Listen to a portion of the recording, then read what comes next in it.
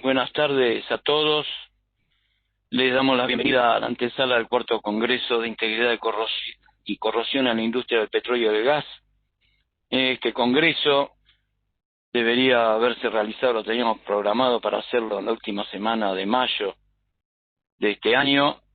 El evento de COVID nos obligó a postergarlo, lo postergamos a la primera semana de noviembre. En la primera semana de noviembre también hubo que postergarlo, ahora lo vamos a hacer la primera semana del mes de junio del año 2021. Esperemos que podamos realizarlo. En el mientras tanto decidimos armar este ciclo de antesalas que no presenta, su objetivo no es presentar trabajos particulares como pueden ser presentados en el Congreso, sino ir mostrando a rasgos generales los desafíos y a qué se ha enfrentado la industria a lo largo de estos años, cómo los ha resuelto y qué desafíos falta por superar. El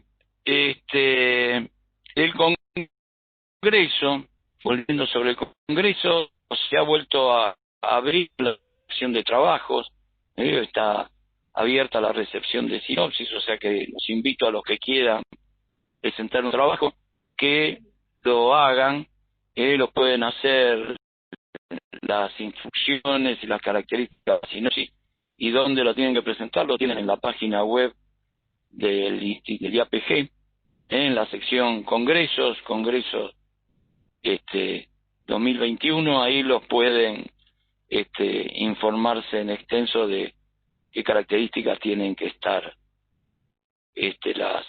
tener la sinopsis que presente. El ciclo antesala, esta es la sexta antesala que vamos a llevar a cabo. Va a ser la última de este año. Vamos a volver con ello sobre la última semana de febrero, la primera de marzo aproximadamente. Reiniciaremos este ciclo. Y que finalizará 3 semanas antes del Congreso.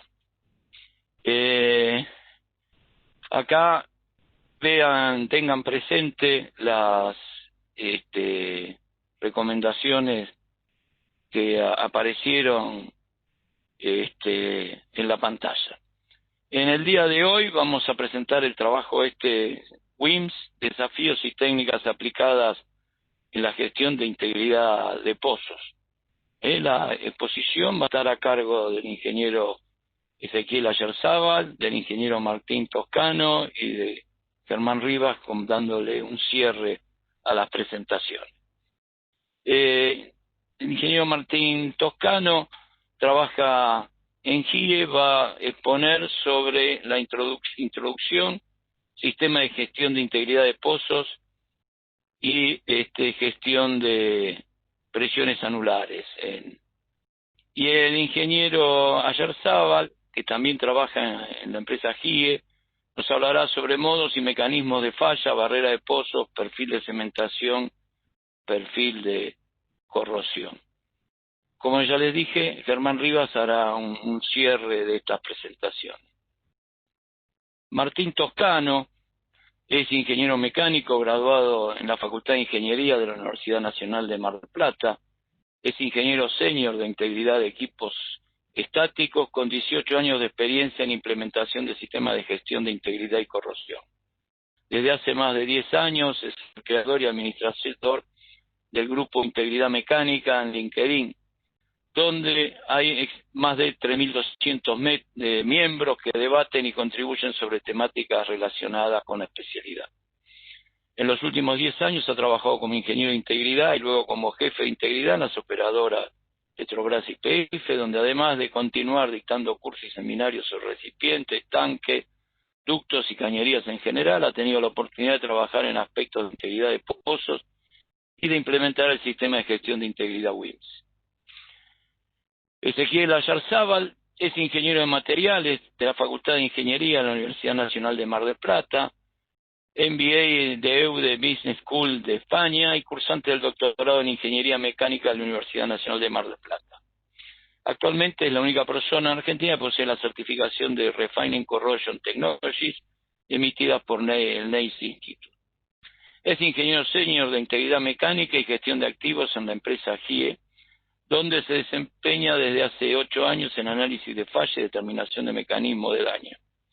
Ejerce como docente en la Facultad de Ingeniería en la Universidad Nacional de Mar del Plata.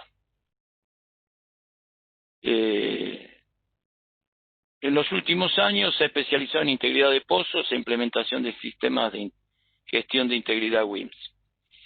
Germán Rivas, a su vez, es especialista senior en ensayos no destructivos, posee 25 años de experiencia en la industria petroquímica y del oil and gas. Trabajó activamente en la integridad de ductos por 10 años, se especializó en la inspección de SCC, trabajando en los principales ductos que tienen este problema en toda Latinoamérica. Desde hace más de 8 años ha trabajado como asesor técnico comercial de GIE Group. Actualmente es el gerente regional Neuquén de GIE Group. En el último tiempo ha dado soporte en la temática WIMS a varias operadoras. Bueno, finalizado esto, los dejo acá en manos de los disertantes. Comiencen con la presentación. Adelante, Martín. Bueno, buenas tardes. Mi nombre es Martín Toscano y con su permiso les estaré presentando una breve introducción al sistema de gestión de integridad de pozos WIMS.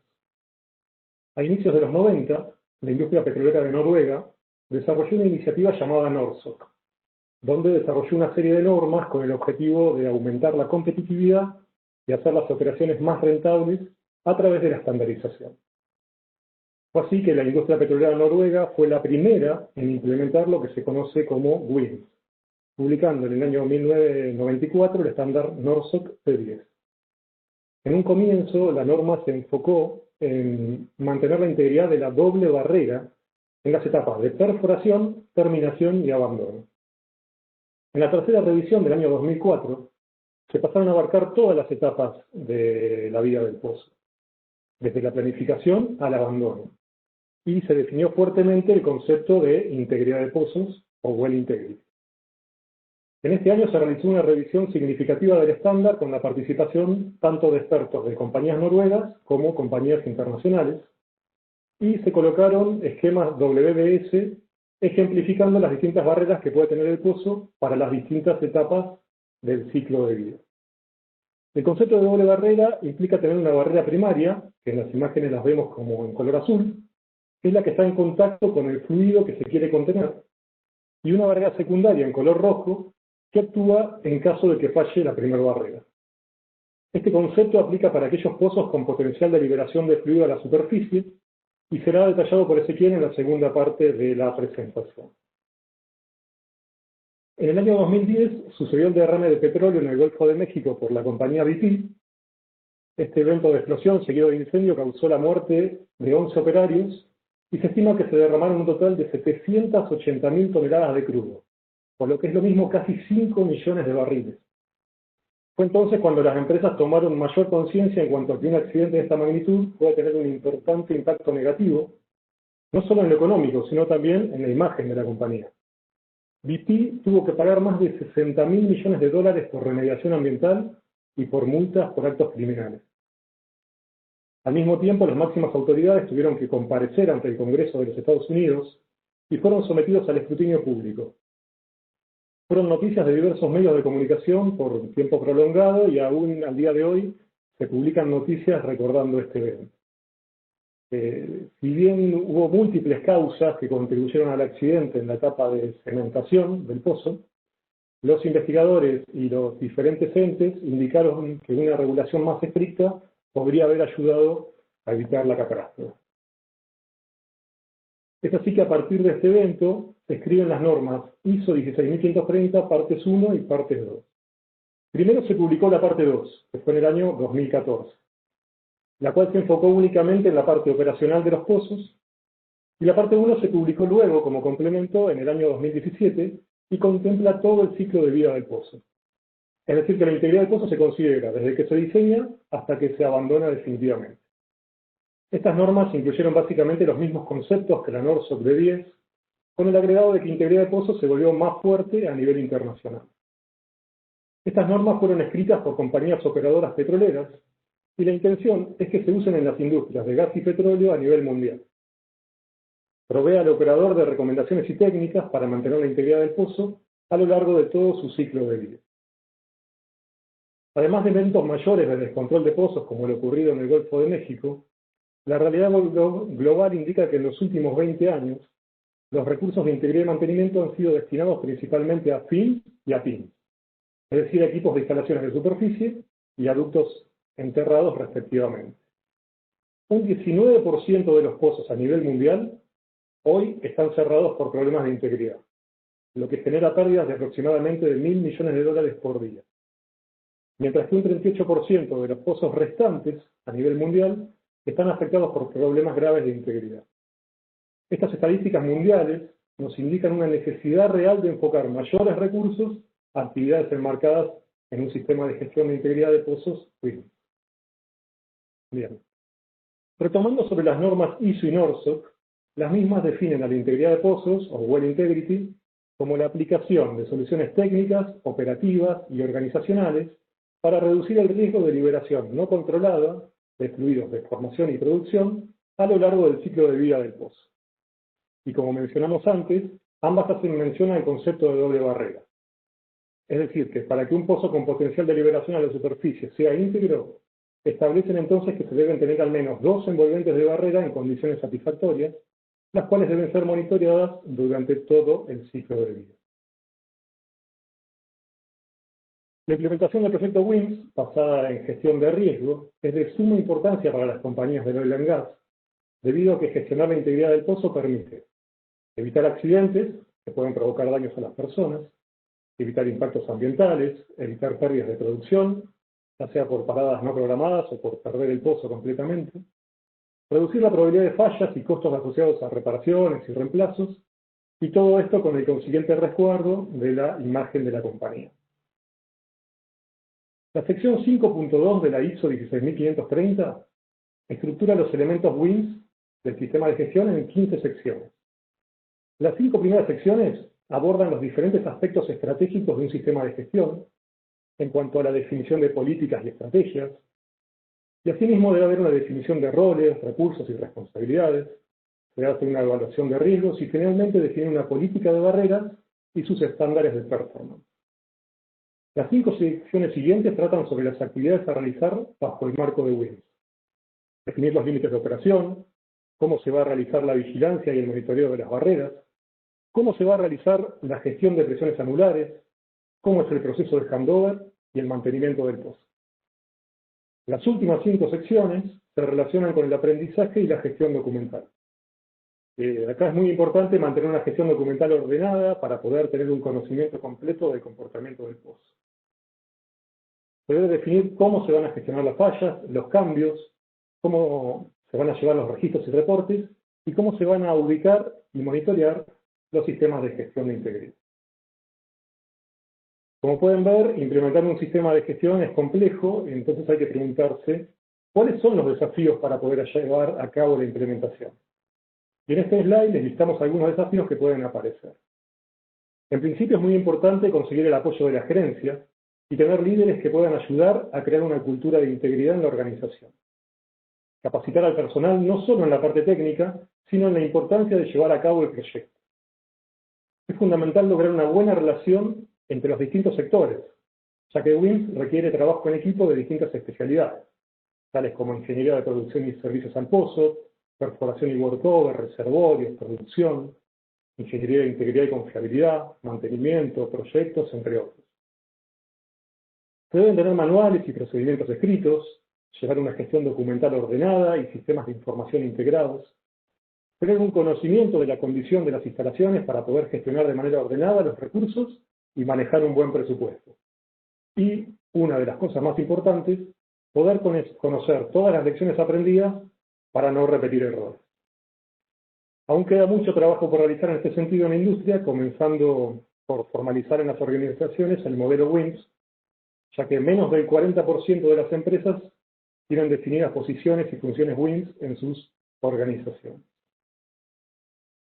Entonces, es muy importante definir la estrategia de WINS y en primera instancia se debe hacer un diseño y selección de materiales de acuerdo con análisis de corrosión. Luego, definir cuáles son las estrategias de doble barrera a lo largo del ciclo de vida del pozo. Y finalmente, definir cuáles son las estrategias que se van a usar para monitorear dichas barreras. En el caso de los yacimientos activos, debido a la gran cantidad de pozos que se encuentran operando, se debe realizar una gestión basada en riesgo. Esto significa realizar un análisis y evaluación de riesgo, de manera de definir criterios de prioridad para cada una de las actividades en función de la criticidad de cada pozo. A continuación, les listamos actividades que están relacionadas con los distintos planes WIN y que nos permiten monitorear las barreras, mitigar posibles daños y mantener las instalaciones en estado óptimo. Entre ellas podemos mencionar los tratamientos químicos, la protección catódica, los perfiles de corrosión, los perfiles de cemento, las pruebas de hermeticidad, la medición de presión y de fuga en los anulares, el mantenimiento en válvulas de superficie, entre otros. Y en este otro slide listamos actividades WIN que se llevan a cabo para poder mantener una gestión ordenada y sistemática. Entre ellas se pueden enumerar la gestión documental, los análisis de riesgos, los análisis de corrosión, análisis de confiabilidad de actitud del servicio y los análisis de doble barrera, entre muchos otros. Como vimos hasta aquí, es complejo implementar un sistema de gestión de integridad de pozos, pero por lo mencionado al inicio de la presentación es de suma importancia que las empresas implementen WINS en sus organizaciones. En la actualidad prácticamente la totalidad de las compañías tienen planes de inspección y mantenimiento sistematizados para gestionar tanques, ductos y equipos. Pero no es así para el caso de los pozos, cuando es sabido que muchos de ellos cuentan con problemas de integridad. En función de lo presentado hasta aquí, podemos concluir que la aplicación de las diversas técnicas combinadas en el WIN conforman una poderosa herramienta para la toma de decisiones relacionadas con la gestión de integridad y riesgos de los pozos de las compañías.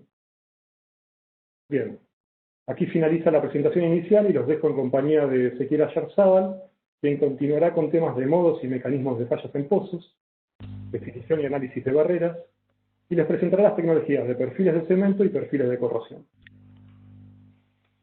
Bueno, buenas tardes a todos. Soy Ezequiel Ayarzábal y en la segunda parte de la charla comenzaré con lo referido a modos y mecanismos de falla, los cuales pueden ser encuadrados dentro de lo que se conoce como amenazas de integridad de pozos. A grandes rasgos podemos dividirlos en 4 grupos. Defectos de fabricación, en donde podríamos resaltar defectos en soldadura, materiales inadecuados o ajustes inadecuados. Causas humanas, en donde se podrían mencionar operaciones o procedimientos de operaciones incorrectos o incluso daño por terceros. Mecanismos de daños en sí, en donde se resaltan corrosión microbiológica, corrosión por CO2, erosión o erosión-corrosión y corrosión por suelos.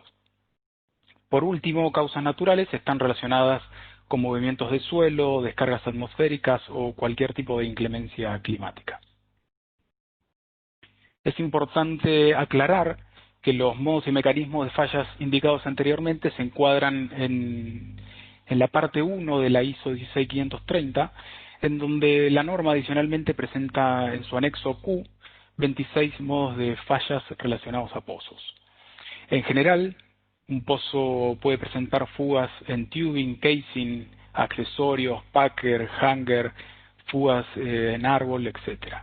Dentro de ellos, considera las diferentes posibilidades de que ocurran fallas en sellos o bridas, por ejemplo, tanto por corrosión externa como por corrosión interna. En estas 2 diapositivas entonces quedan listados los 26 modos de fallas previstos por la norma, y es de ahí donde surge la definición de elementos de barreras de pozos, que continuaré en la siguiente. Alineado entonces con los modos y mecanismos de falla es que aparece el concepto en sí de barreras de pozo. Las barreras de pozo son un envolvente de uno o varios elementos de barreras de pozo dependientes entre sí que impiden que los fluidos o gases fluyan involuntariamente desde una formación a otra o hacia la superficie. Respecto a esto, la NORSOC D10 define que las barreras en sí pueden ser en serie o en paralelo, primarias o secundarias, temporales o permanentes, activas o pasivas, o físicas y no físicas. El objetivo principal de las barreras de pozos es soportar todas las cargas a las que pueden ser expuestas y mantener su función durante todo el ciclo de vida del pozo.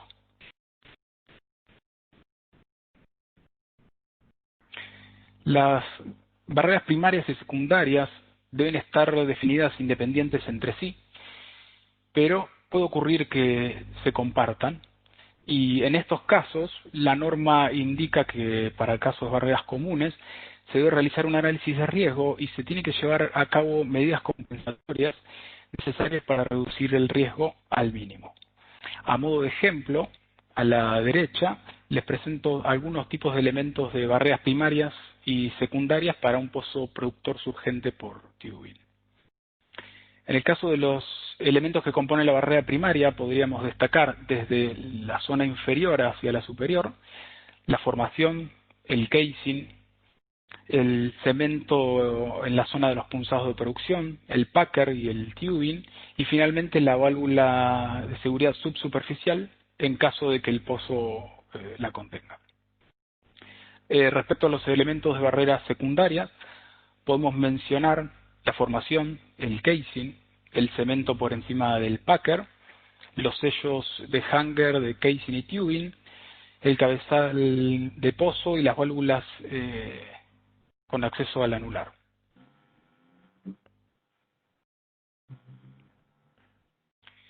Como ya mencionamos, la normativa indica que para que un pozo con potencial de liberación a la superficie sea considerado como íntegro, debe tener al menos 2 barreras en condiciones satisfactorias. Es decir, en pozos inyectores y productores con flujo natural, debe aplicarse la filosofía de 2 barreras independientes, instaladas y verificadas. Sin embargo, existen casos en que solo se requiere una barrera instalada, y es el caso de sistemas de extracción artificial o pozos que no tienen potencial de liberación a la superficie. En otros casos, donde se ha tomado la decisión de hacer uso de una única barrera, se debe llevar a cabo un estudio exhaustivo y multidisciplinario con un análisis de riesgo. Es decir, este análisis de riesgo tiene el objetivo de dar un sustento o un aval al hecho de utilizar una única barrera. En resumen, cada organización debe establecer su estrategia de barreras de pozos en función de las condiciones de operación e integridad y de criticidad de cada uno de los pozos. Una de las barreras de pozos que implican un análisis exhaustivo y particular es el cemento, el cual es un componente clave, puesto que provee un soporte estructural y además actúa como elemento aislante al proporcionar un sello hidráulico continuo, permanente e impermeable. El objetivo entonces del cemento es evitar el flujo de fluidos de formación, resistir presiones, soportar estructuralmente los diferentes casings. En relación con esto, la NORSOC de 10 presenta en la tabla 1522 una serie de criterios que deben ser considerados para la fase operativa. El primero de ellos es referido a criterios de diseño, construcción y selección, en donde enuncia 6 puntos a considerar. Los más importantes de ellos son que se debe elaborar un programa de cemento. Indica también que para trabajos críticos, como por ejemplo con condiciones de alta presión o alta temperatura, el programa debe ser verificado por personal calificado. Además, remarca que la formulación del cemento debe ser evaluada previamente en laboratorio y debe lograr propiedades suficientes para soportar las cargas del pozo. Respecto a las pruebas iniciales y verificaciones, el cemento se debe dejar en reposo hasta que alcance una resistencia a la compresión y luego se debe evaluar su capacidad de hermeticidad. Además, la normativa indica que se debe verificar la longitud real y la adherencia del cemento a los tubulares mediante un perfilado de cemento. Por último, relacionado con monitoreo, indica que se debe controlar periódicamente la presión anular sobre el cemento del casing y observarse el casing de superficie por la salida del anular del conductor. Entre los problemas más habituales que suele presentar el cemento, los podríamos dividir en 3 etapas de ocurrencia. El primero de ellos sería durante la colocación y remoción de los de perforación, en donde podríamos resaltar, por ejemplo, una mala centralización del casing, dando lugar a formación de canales en el cemento, o por ejemplo, en casos en el que el régimen del cemento del bombeo del cemento es incorrecto, puede generarse también formación de canales, películas de lodo o incluso contaminación del cemento con el mismo fluido. Antes del fraguado en sí del cemento, podrían aparecer segregaciones en donde se separen las fases líquidas y se ocurra decantación de sólidos.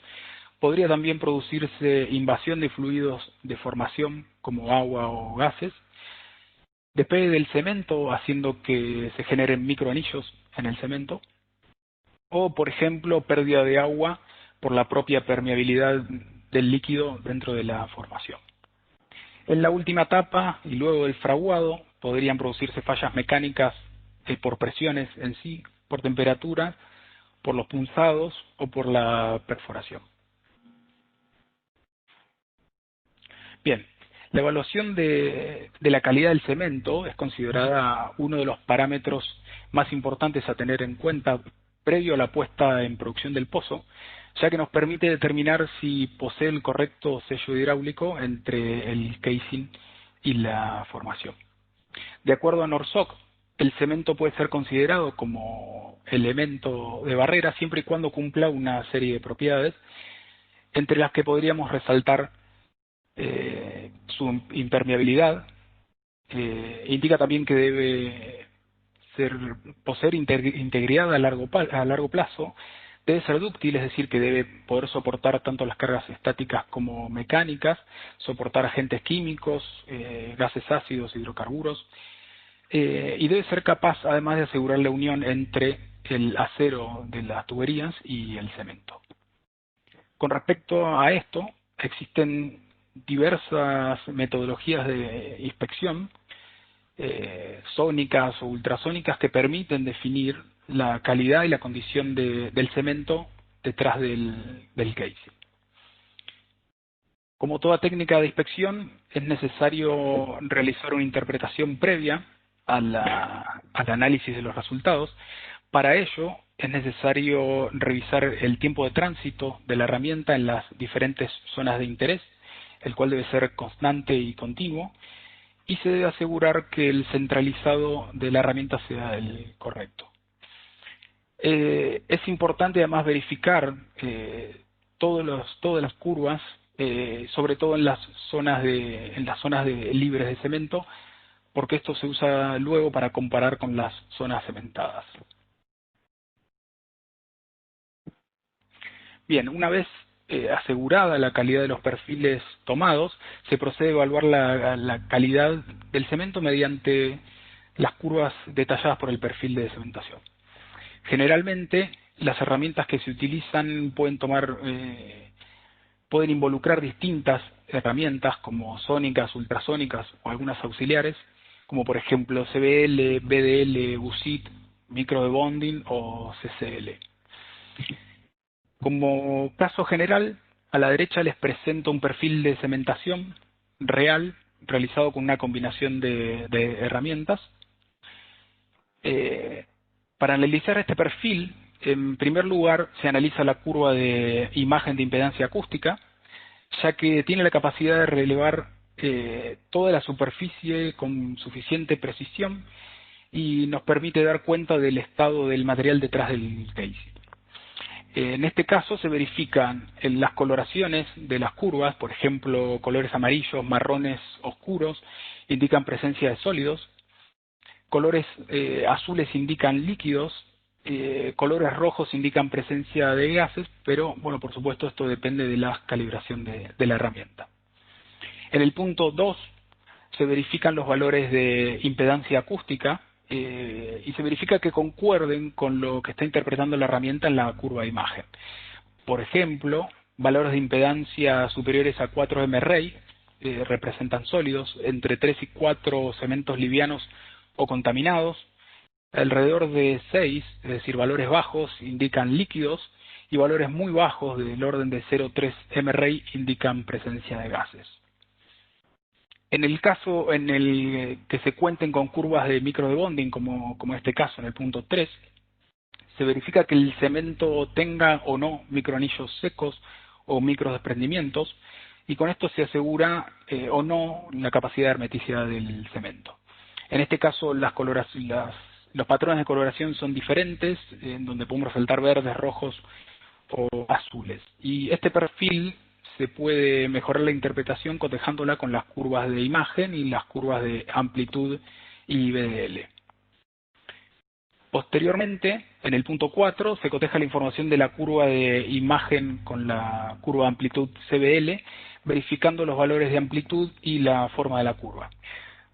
A modo de ejemplo, amplitudes bajas y curvas constantes indicarían una buena cementación, en tanto que amplitudes medias a altas y curvas discontinuas indicarían mala cementación. Por último, en el punto 5, observamos las curvas BDL, las cuales se utilizan para identificar la adherencia en sí del cemento. Se verifica la respuesta de la herramienta, los arribos al casing o los arribos a formación, y se los compara con los valores de amplitud de CBL y las correspondientes respuestas de la curva de imagen de impedancia acústica. Por supuesto, el análisis de estos perfiles requiere de gran expertise y conocimiento en el tema porque son complejos.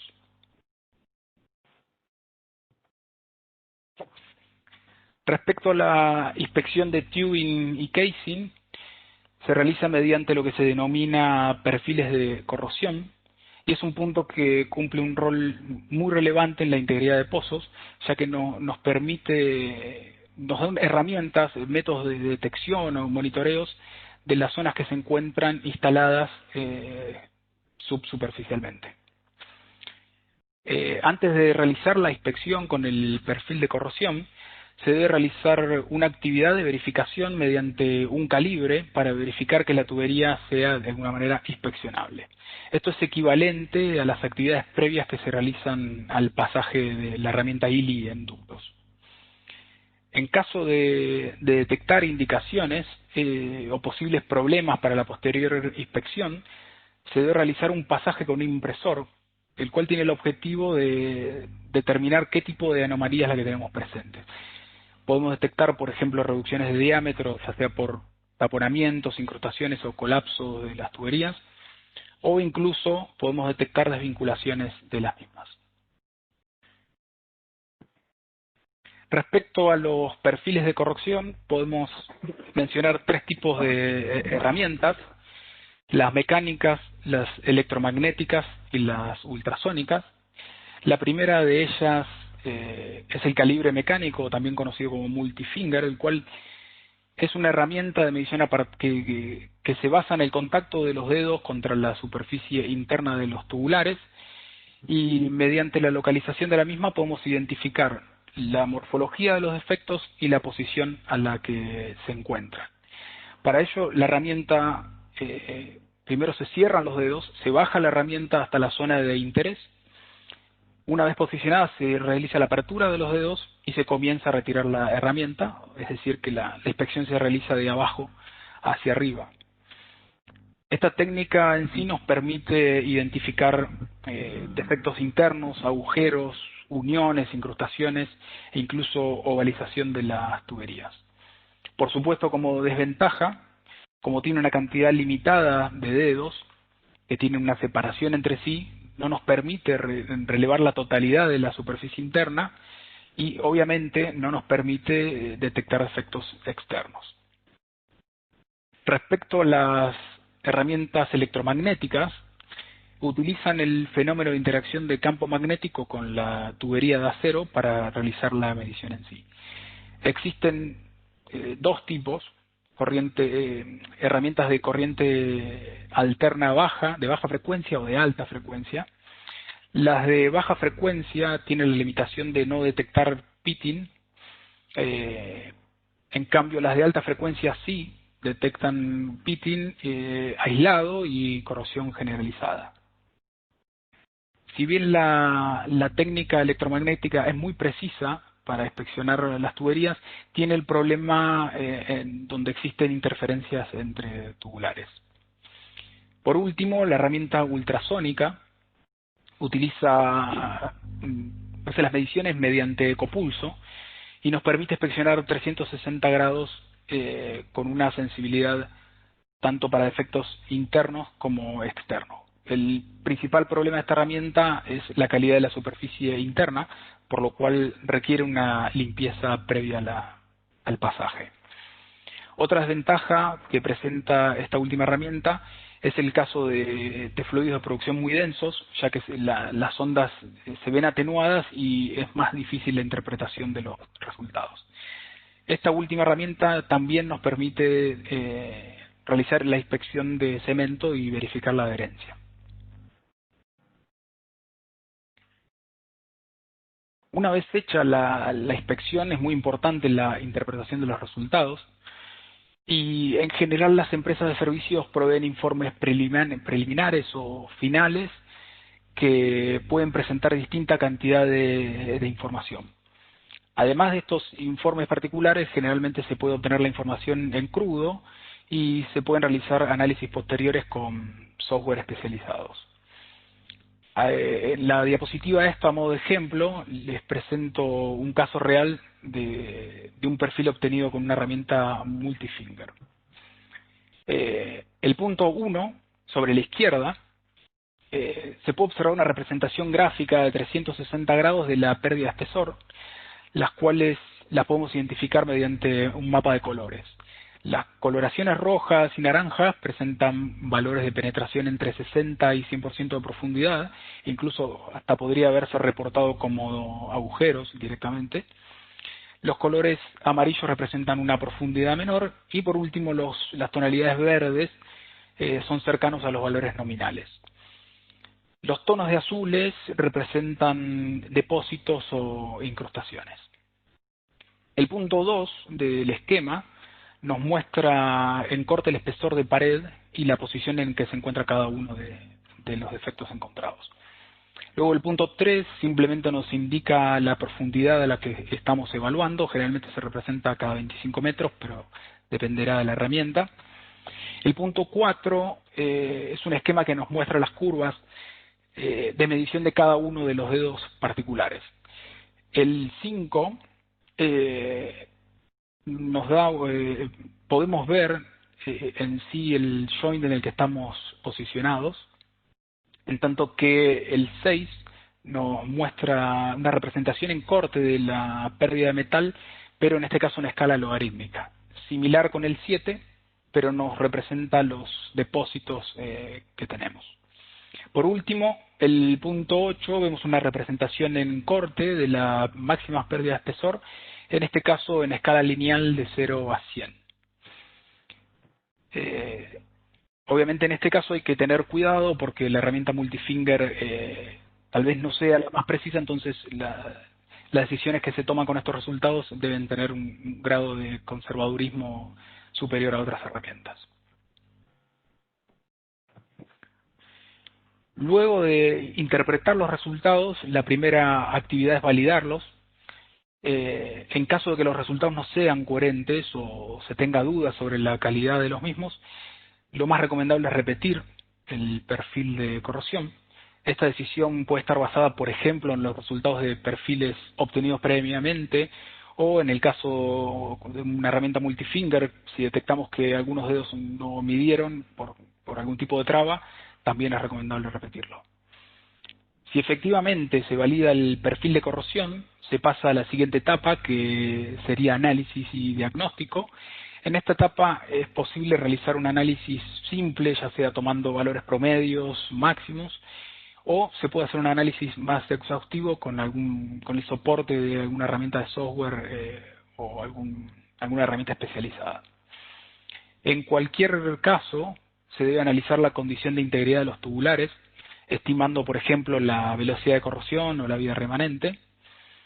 Y esto nos sirve luego para retroalimentar los análisis de riesgo o cuantificar de alguna manera la criticidad del pozo como así también validar o redefinir las frecuencias de inspección. Adicionalmente, este tipo de análisis nos puede brindar información para retroalimentar nuestros tratamientos químicos, los muestreos, los análisis de laboratorio o los trabajos de limpieza. Finalmente, en caso de que los tubulares más críticos, con mayores pérdidas de espesor o incluso con agujeros, se quiera tomar alguna consideración, por ejemplo, los tubulares con mayores pérdidas de espesor, lo más recomendable es realizar un estudio de aptitud para el servicio o algún tipo de análisis con elementos finitos para determinar los estados tensionales. En caso de tubulares que se encuentran más críticos, ya sea incluso con perforaciones, nos da una manera de tomar acciones para intervenir, para realizar reemplazos o reparaciones de tuberías. Bueno, y con esto ya finalizamos la segunda parte de la webinar y quisiera agradecer a Eduardo Hurtado, quien colaboró en la generación de información y en sí en los temas cubiertos por esta segunda parte. Y a continuación entonces los dejo ya con Martín Toscano, quien en su última parte presentará en forma resumida los tips más relevantes de la gestión de presiones anulares en pozos. Bueno, muchas gracias, Ezequiel. En la práctica, la mayoría de los pozos presentan presión anular en algún momento de su ciclo de vida, por la que la gestión de presiones anulares es una de las actividades de mayor relevancia dentro del marco WINS. Esta gestión se encuentra descrita en detalle en la práctica recomendada API 90-2 y también en la sección 13 de la especificación técnica ISO 16630-2. La NORSOC D10 también establece pautas mínimas para esta temática. La gestión de presión anular en pozos puede ser concebida en la base de que un pozo es una serie de recipientes sometidos a presión uno adentro de otro, donde cada recipiente a presión debe manejarse dentro de sus respectivos límites operativos. Las presiones en los espacios anulares pueden ser de tres tipos, de acuerdo con su origen o su causa. Primero tenemos la presión inducida por expansión térmica de los fluidos que están confinados dentro del espacio anular. En segundo término tenemos la presión impuesta o aplicada por el operador, por ejemplo en el caso de los pozos de gas lift. Y la tercera presión es la ocasionada por fuga de las barreras de contención de fluidos, lo cual para las normas se denomina presión sostenida en el casing. El objetivo principal de la actividad es entonces monitorear y administrar las presiones anulares de los diferentes tubulares de pozos a lo largo de todo el ciclo de vida de los mismos, de manera de garantizar su integridad y minimizar los riesgos asociados. Para esta presentación hemos dividido la metodología en 6 actividades clave sucesivas, las cuales iremos desarrollando brevemente a lo largo de la presentación. A modo de recordatorio mencionaremos que para las normas, el anular A es el espacio entre el tubing y el casing de producción. El anular B es el espacio entre el casing de producción y el casing intermedio, y el último de los anulares se define como anular C. La primera actividad consiste en definir y calcular las presiones límites. Más es la presión máxima que se podrá medir en boca de pozo hasta que pueda ocurrir una falla en algún componente del pozo. La más puede ser calculada con software especializado y generalmente es responsabilidad del sector de perforación y workover determinar este valor. Es importante que en la etapa de handover quede determinado y documentado el cálculo de la MAF al momento de realizar la entrega del pozo al sector de operación. MAWOP es la medida de cuánta presión puede ser aplicada de manera segura en cada uno de los anulares del pozo. La MAWOP para un espacio anular dado se tomará como la menor presión de operación calificada calculada para cada uno de los elementos que conforman la barrera envolvente del espacio anular. Además se aplican factores de seguridad que de manera muy conservadora consideran el desgaste estimado con el paso del tiempo. La gestión de presión de anulares entonces se resume en mantener las presiones por debajo de este valor MAWOP. Y finalmente MOP es definido como el 50% de la MAWOP y el objetivo de la MOP es determinar el límite en el cual se deben comenzar con las tareas de diagnóstico, permitiendo un tiempo de respuesta suficiente antes de llegar a una condición de afectación de integridad. Por cada anular ABC de los tubulares debemos calcular las diferentes presiones límites, es decir, MAS, MAWOP y MOP, y en el cálculo se debe considerar la combinación de presiones diferenciales internas y externas, es decir, de estallido y de colapso respectivamente. Al inicio de la operación puede asumirse que la MAWOP es igual al valor de la MAS entregado por perforación y workover en el handover. Con el paso del tiempo ya debemos calcular el valor de MAWOP del pozo, considerando la degradación presente en los tubulares. En la sección 7.5 de API 90-2 se presentan tres modelos de cálculo en función de la cantidad de información disponible y del historial del pozo. Estos son el DDM, SDM y EDM, los cuales van del más simple y conservador a más complejo y preciso. Para los últimos dos métodos, la API 90-2 nos refiere al API TR5C3 para realizar el cálculo determinístico de las presiones de estallido y de colapso. En el caso de pozos críticos con significativa pérdida de espesor, se recomienda realizar el cálculo de los valores de MAWOP de los diferentes tubulares mediante la ejecución de un estrés análisis por elemento finito. En el caso de los cabezales de pozo o wellhead, el valor de la MAWOP es igual a un 80% del rating de los componentes de cada anular. Los valores de MAWOP se deben recalcular en forma periódica, por ejemplo con una frecuencia anual o bianual. Pero además cada vez que se realice un perfil de corrosión y o antes de una intervención mayor de pozo. Debido a que se trata de una actividad compleja y que requiere de recursos dedicados, en caso de no contar con los mismos, se puede realizar el análisis con consultoras de integridad especializadas que cuentan con expertise y software para realizar dichos cálculos y análisis. Antes de realizar la medición de presiones y los análisis correspondientes, es aconsejable definir los umbrales IOW, es decir, las ventanas operativas de integridad, de manera de tener clara la estrategia de diagnóstico y definición de los planes de acción. Como se observa en la figura, para el caso entre 0 y 50% de la MAWOP, o lo que es lo mismo en la MOP, solo se requiere realizar un monitoreo de presión. Para el caso entre 50 y 100% de la MAWOP, se requiere programar diversas actividades de diagnóstico, y aquí es conveniente colocar una alarma en 80% de la MAWOP para programar un desfogue del anular de manera de no alcanzar dicha MAWOP. Si el valor es mayor que la MAWOP o inclusive que la MAS, se requiere ejecutar un análisis de riesgo y determinar la acción específica, como puede ser desfogue o inclusive aseguramiento del pozo para reemplazo de tubing, reparación de casing o en el peor de los casos, abandono del pozo. Los pozos tienen que estar equipados con accesorios requeridos para facilitar el monitoreo de las condiciones de fondo de pozo a través de sus anulares durante todo el ciclo de vida útil. Se debe realizar la medición de presiones de los anulares ABC, idealmente en cada pozo y en forma periódica. La condición operacional y el nivel de riesgo de cada pozo son los factores que determinarán la frecuencia de monitoreo. En el caso de pozos críticos, como así también en pozos donde podemos detectar presión anular incremental o cercana al 80% de la MAWOP, recomendamos realizar monitoreo de presiones online con alarmas en sistemas de control.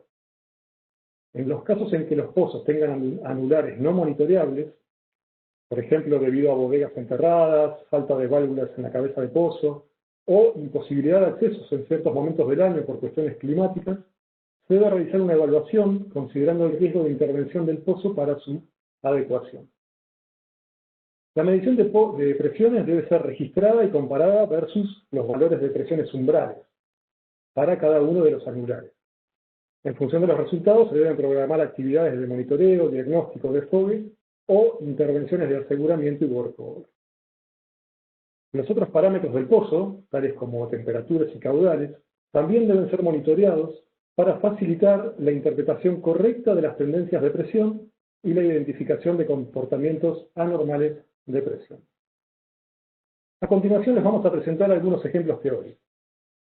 En el ejemplo número 1, la presión medida en A está prácticamente ecualizada con la presión de boca de pozo. Sin embargo, esta presión se encuentra por debajo de la MOP. Se estima una comunicación franca entre boca de pozo y A, lo cual se confirma con la ejecución de un perfil de corrosión. Debido a la condición crítica del tubing, se recomienda programar su reemplazo.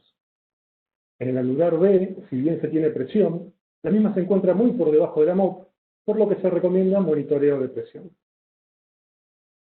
En el ejemplo número 2, la presión medida en A se encuentra muy por debajo de la MOP.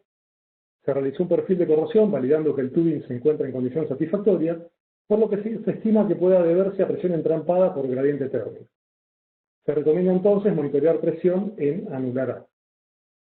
En el anular B, la presión medida se encuentra en un 75% de la MAUO, por lo que se recomienda programar desfogue y realizar un análisis para determinar si se trata de presión entrampada por efecto térmico o por comunicación con formación por falla en el cemento. La actividad de desfogue es un venteo controlado de fluidos y presión entrampados en los anulares de pozos. Por este motivo, antes de realizar la actividad, se deben analizar todos los riesgos y condiciones necesarias para realizar el desfogue en forma segura. La actividad no es sencilla, ya que requiere de una serie de elementos, tales como manifold, piletas, fosas de quemas y líneas de conexión, que deben encontrarse condiciones satisfactorias para poder realizar la prueba. Es importante que la bodega se encuentre libre de líquidos y obstáculos en caso de requerir ingresar a la misma. Las válvulas de cabezal de pozo deben encontrarse herméticas y todos los componentes del sistema deben tener ratings superiores a las presiones de operación del pozo. El personal debe ser competente y entrenado, y con conocimiento de los planes de contingencia elaborados en función de los riesgos definidos para la actividad. La fosa de quema debe estar ubicada, corrientes abajo de los vientres predominantes, a una determinada distancia de seguridad y en una zona no transitable y libre de vegetación. Las líneas de la fosa de quema deben estar ancladas mediante bloques de hormigón. Antes de realizar un desfogue, pueden realizarse pruebas sencillas. Ya sea durante el cierre del pozo o cuando se realiza un cambio de orificio, puede verificarse si se registran o no cambios de presión en los anulares para evaluar si se trata de presión inducida térmicamente o de presión sostenida en el casing o una combinación de ambos. La actividad de desfogue se realiza en pocos minutos en el anular de interés. Los tiempos máximos de desfogue son 10 minutos para pozos de gas, 3 minutos para pozos de gas y líquidos y aproximadamente 1 minuto para pozos de líquidos. En caso de realizar desfogue en todos los anulares, siempre es conveniente hacerlo de afuera hacia adentro, de manera de minimizar el riesgo de colapso del tubular. Es importante monitorear el comportamiento de presión, tanto del anular que está siendo despresurizado, como así también el comportamiento de los otros anulares. La medición de presiones durante la actividad de desfogue debe ser realizada con transmisores de presión online, para tener mayor información de la prueba. Luego, es importante medir el comportamiento de presiones con el paso de las horas, para determinar si la presión se anula, si se recupera hasta un valor de estabilización, o si se incrementa hasta el valor inicial. Otro aspecto importante es registrar el tipo de fluido y el volumen eliminado del anular. El sellado de cemento puede dañarse por ciclos de presión si se realiza un número excesivo de desfogues y recuperación de presión. Es por esto que se recomienda realizar el drenaje inicial en forma controlada a un porcentaje de la presión, en lugar de drenar directamente a cero. Luego de realizado el desfogue, se deben analizar los resultados e integrar con el resto de información de las actividades de diagnóstico, tales como las ya detalladas por Ezequiel en cuanto a perfiles de cemento, perfiles de corrosión y análisis de doble barrera, como al resto de las actividades mencionadas a nivel de prueba, inspección, mantenimiento y actividades de gestión y análisis de riesgo, entre otras. En función del análisis integral, se definen las actividades del plan de acción, las cuales pueden incluir desde adicionar actividades para complementar el diagnóstico hasta determinar la necesidad de intervención del pozo. Bien, con esto finaliza nuestra presentación. Los dejo entonces ahora con Germán Rivas, quien realizará las conclusiones finales del webinar. Gracias Martín, gracias Ezequiel. Bueno, hasta acá llega nuestra presentación respecto a lo que es el sistema de gestión de integridad de pozos WIN. Espero que les haya sido de su agrado. Si bien la presentación es introductoria, fueron 45 minutos, cada tema podría ser un webinar por separado. Además quedaron muchos temas para tratar y profundizar, como cabezales de pozo, análisis de corrosión, tratamientos químicos, mantenimiento, workover, entre otros. Vemos que es muy importante que se continúe generando estos espacios para la difusión y el conocimiento de los tips más relevantes de la gestión WIMS.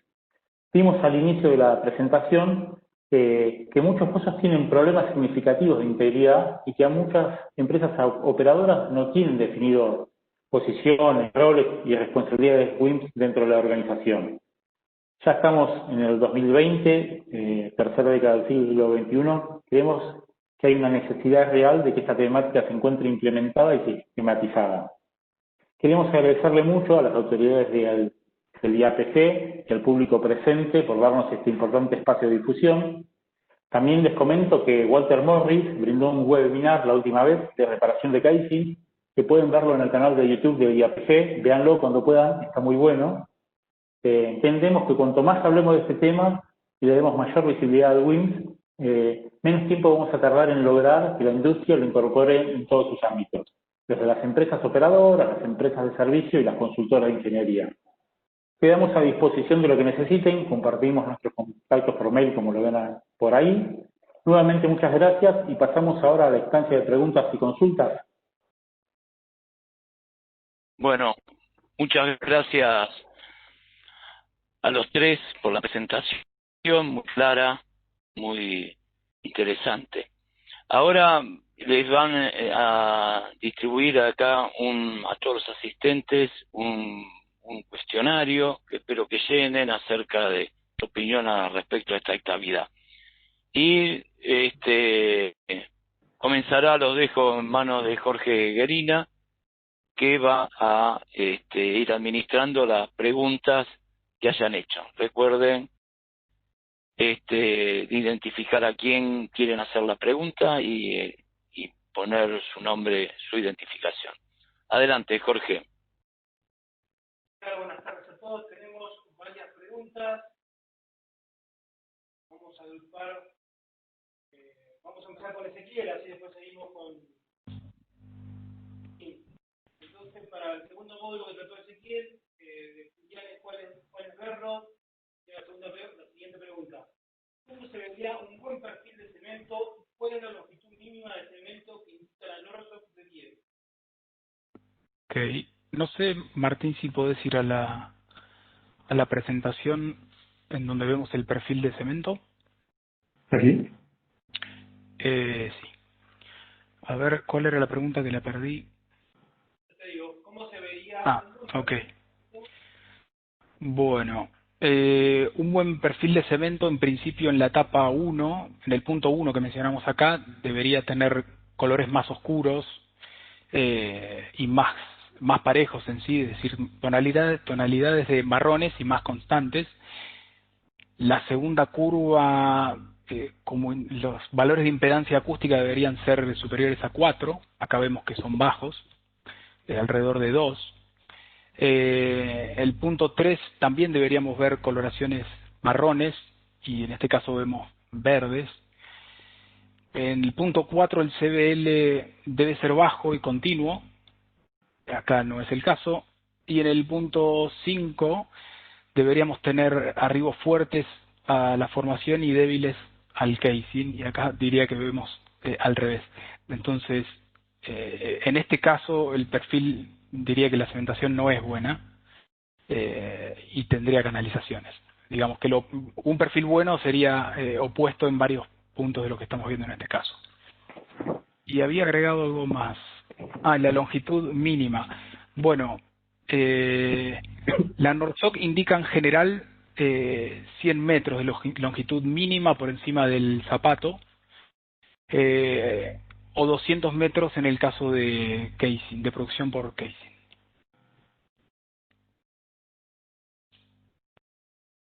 Ok.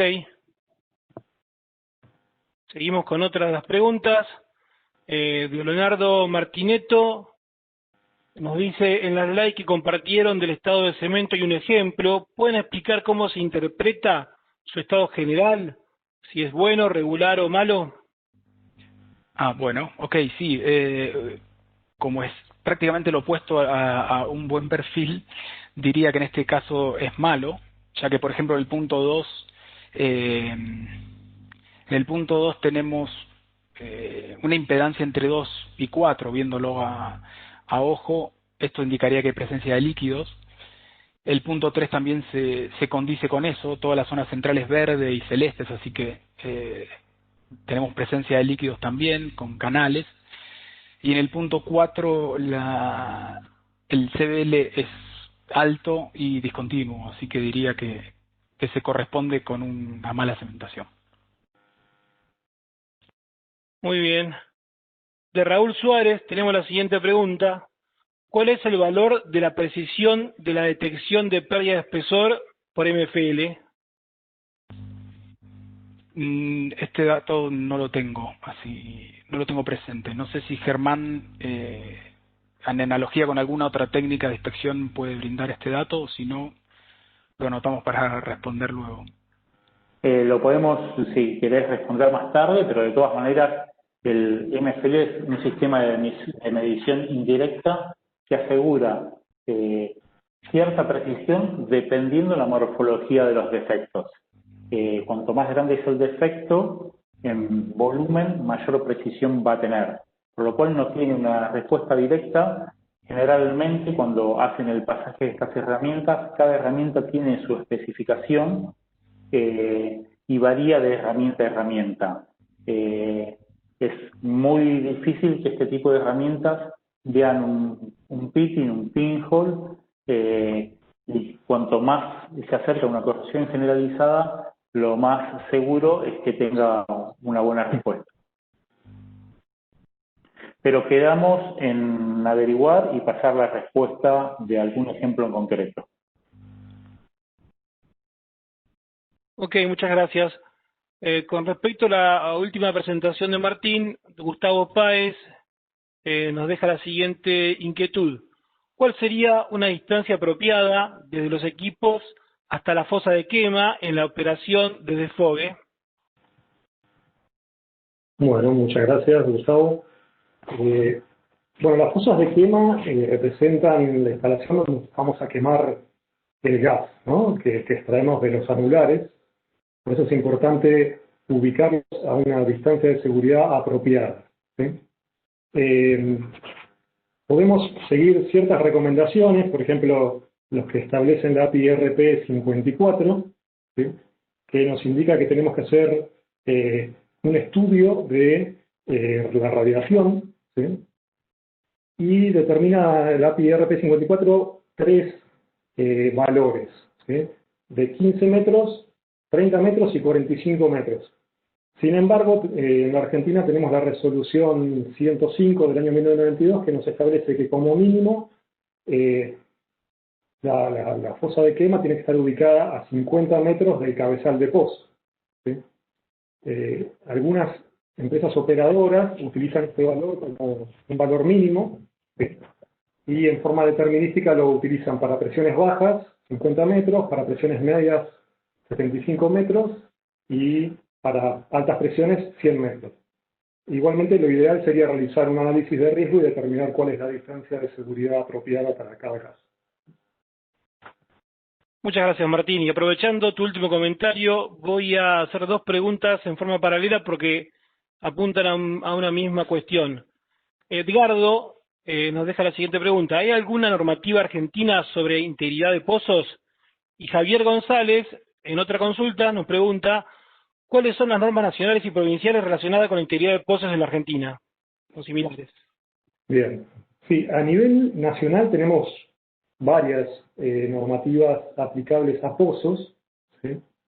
Puedo mencionar la resolución 1040, que es para la clasificación y nomenclatura de pozos de hidrocarburos, la resolución 5 del año 96, que es para abandono de pozos, y la que mencioné recién, que es la 105 del año 1992, que son todas las normas y procedimientos para proteger el medio ambiente durante las etapas de exploración y explotación de hidrocarburos.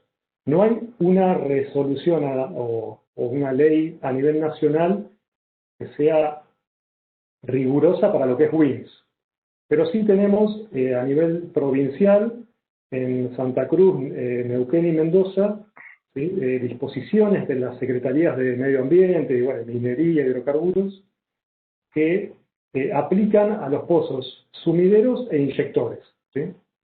Y nos solicitan una serie de actividades muy similares a lo que sería el WIMS en cuanto al monitoreo y vigilancia de las barreras de pozo. ¿Sí? Acá tengo un machete, los numeritos porque no me los acuerdo. En Santa Cruz aplica la disposición 135 del año 2007, en Neuquén la 29 del año 2012 y en Mendoza la 81 del año 2018. ¿Sí? Entre las actividades que nos piden bueno, reportes mensuales de todos los controles operativos rutinarios, ¿sí? Como pueden ser medición de presiones, medición de caudales, y también nos pide cada 6 meses que se realicen pruebas de flow log o trazadores y pruebas de hermeticidad del casing. En algunos casos también piden perfil de corrosión y perfil del CBL del cemento, y establece que el cemento tiene que estar por lo menos 100 metros por debajo del acuífero inferior. ¿Sí? Y bueno, también establece que en caso de anomalías que generen pérdidas de barreras, ¿sí? Estas tienen que ser, el pozo tiene que ser intervenido y restituir las barreras. Gracias, Martín. Hay una pregunta también interesante. Fernando Di Lucente consulta, ¿cuáles fueron las causas que originaron el evento de BP en el Golfo de México? Bueno, la verdad es que hay mucha bibliografía disponible, inclusive hay una película de Hollywood, y las causas fueron muchísimas, ¿sí? Fueron multicausales. En principio tendríamos que decir que había una baja cultura de seguridad de procesos. ¿Sí? Bueno, acá le voy a robar lo que siempre menciona mi amigo Fernando Pavoloki. En la película se ve que en un momento, ¿no?, le estaban entregando un premio por no tener accidentes, ¿sí?, en la plataforma, y eso, bueno, representaba una confusión importante entre lo que es seguridad operativa y seguridad de procesos, ¿no? 7 meses antes del evento se realizó una auditoría técnica donde detectaron 26 elementos y sistemas de seguridad que estaban en malas condiciones o inexistentes. ¿Sí? No se realizó ningún tipo de actividad respecto a esta auditoría, es decir, que no se tomó acción respecto de lo que mencionó la auditoría, y por otro lado, por lo que mencionaron los trabajadores y operadores de las plataformas, tanto de BP como de las contratistas, mencionaban que había una cultura de penalización si alguien se quejaba por alguna cierta condición. ¿Sí? A esto se suma una diversidad de causas, ¿sí?, de fallas mecánicas y de malas decisiones, y trabajando en un ambiente de alta presión, porque, si mal no recuerdo, llevaban más de 40 días de retraso, ¿sí? Y para que tengan una idea, el alquiler de la plataforma costaba $500.000 por día, es decir, que ellos llevaban más de 20 millones de dólares perdidos, más el resto de las actividades, ¿no? Entonces esto los llevó a cortar, ¿no? Es decir, tomar atajos y empezar a bajar los estándares de seguridad, ¿sí? Por ejemplo, hicieron un diseño de intubación que tenía muy pocas barreras a la migración del gas. Se decidió usar un número insuficiente de centralizadores para evitar la canalización del cemento. Decidieron no realizar el estudio del perfil de cemento, ¿sí? No normalizaron el lodo del pozo, ¿sí? Esto es una actividad que lleva casi 24 horas, lo hicieron en 30 minutos para achicar tiempos, ¿sí? No fijaron la camisa de bloqueo que asegura la empaquetadura del colgador. Entonces, la cabeza del pozo quedaba sometida a una presión de 14.000 PSI cuando estaba diseñada para 10.000 PSI, es decir, que superaba el rating de presiones. Tanto BP, que era la empresa operadora, como Halliburton, que era la empresa que estaba haciendo la cementación, conocían que el cemento que estaban utilizando era inestable y no cumplía con las propiedades que debería tener el cemento. igualmente realizaron la cementación. Luego de esto realizaron una prueba de presión en el cemento que fue negativa, digamos, fue con resultados negativos, y despreciaron, digamos, y no le dieron importancia al nivel de riesgo, y finalmente todo esto derivó, ¿sí?, en un descontrol de pozo, ¿sí?, en la etapa de cementación,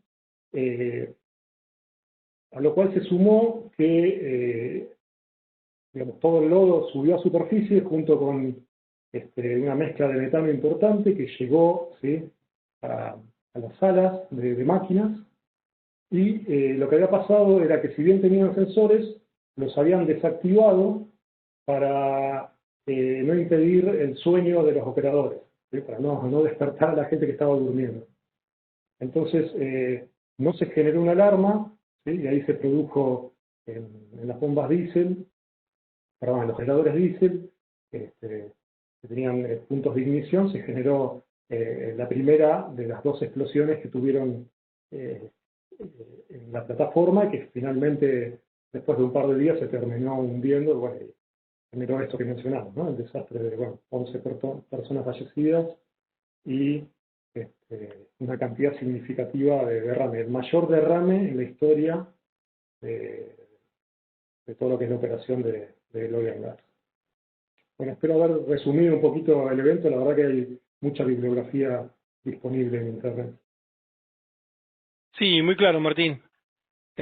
Ahora tenemos una pregunta interesante de Jorge González, que entiendo la va a poder responder todo el panel de expositores, y dice: ¿el fluido del pozo o lodo definitivamente no es considerado como barrera? Sí, es considerado como barrera en la etapa de perforación. Exacto.